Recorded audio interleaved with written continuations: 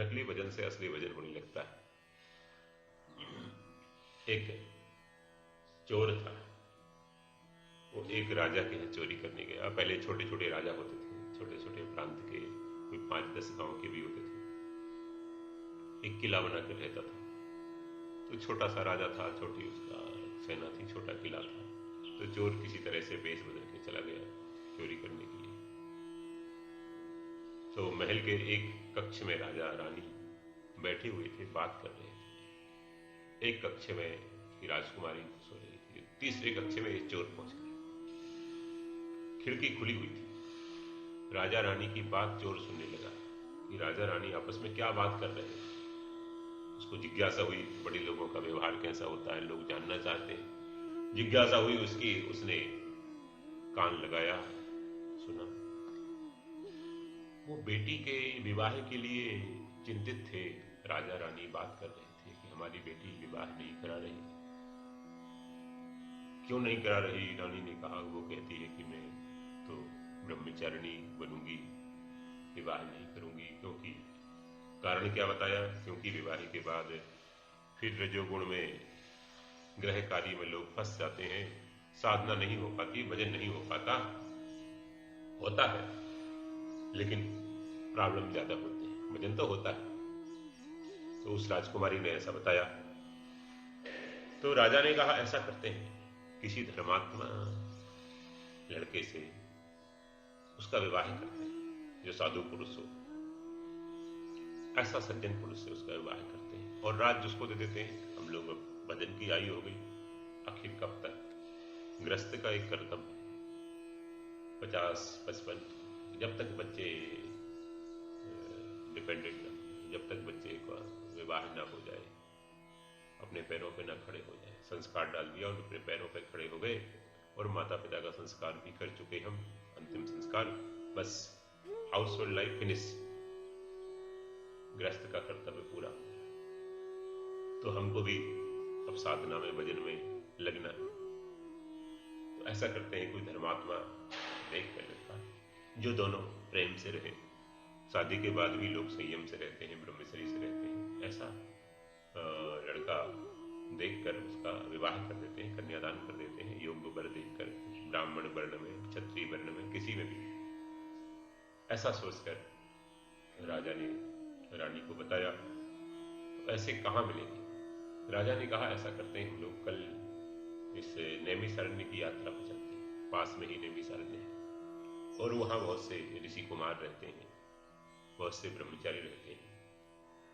तो गृहस्थ आश्रम में भी जाना चाहते हैं। कई ऐसे होते हैं, संन्यास लिया नहीं, विद्या अध्ययन पूरा हो गया, वो गृहस्थ आश्रम में जा सकते हैं, संन्यास लेने के बाद नहीं जा सकते, फिर तो रास्ता बंद हो गया। अगर जाते हैं तो फिर नरक का रास्ता खुल गया। तो वहां चलते हैं। चोर ने तुरंत, सातिर दिमाग था, तुरंत प्लानिंग चेंज की, मैं चोरी नहीं करूंगा, चलता हूं। नैमिषारण्य में, तीर्थ में, पहले शुरू होने से पहले ही वो गया और वट वृक्ष के नीचे एक ब्रह्मचारी का वेश बनाकर, एक साधक का वेश बनाकर वो बैठ गया। हाथ में माला ले ली, जप करने लगा। कभी किया नहीं था, जोली के अंदर माला करने बैठ गया। उसने सोचा, अगर मैं चोरी करता हूं तो थोड़ा माल मिलेगा, पकड़ा जाता हूं तो मारा जाऊंगा, मृत्युदंड देगा राजा। क्यों ना मैं साधु का वेश बना लूं, एक ब्रह्मचारी का वेश बनाकर बैठूं, तो मेरे को राज्य भी मिलेगा, राजकुमारी भी मिलेगी, सम्मान भी मिलेगा, कंचन कामनी कीर्ति तीनों मिलेगी। चलो, अभी तो केवल कंचन मिलता है, कीर्ति मिलती नहीं, अकीर्ति होती है। चोरों को कोई कीर्ति सम्मान देता है क्या? खैर, जाकर वो बैठ गया।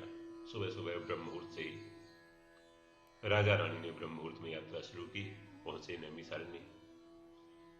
नैमिषारण्य में पहुंचने से पहले रथ से उतरे, धाम को प्रणाम किया, चल रहे थे कि पैदल चले गए। राजा रानी ने देखा कि तीर्थ में प्रवेश करते ही एक वट वृक्ष के नीचे एक साधक बैठे हुए, उनके पास गए। उन्होंने इशारा किया आगंतुक है, बैठिए। बिठाया उनको वृक्ष के नीचे, वो भी बैठे। अपनी माला को पूरा किया, जब पूरा किया, पूरा करने का अभिनय किया। पूरा तो क्या किया, अभिनय किया। और उनसे मुखातिब हुए, बताइए आप कहां से आए?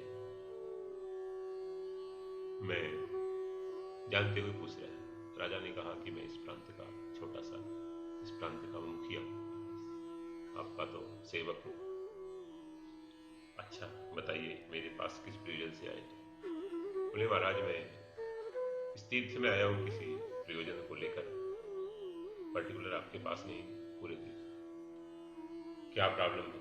प्रॉब्लम ये है महाराज, मेरी बेटी है और उस राजकुमारी का विवाह मेरे को करना है।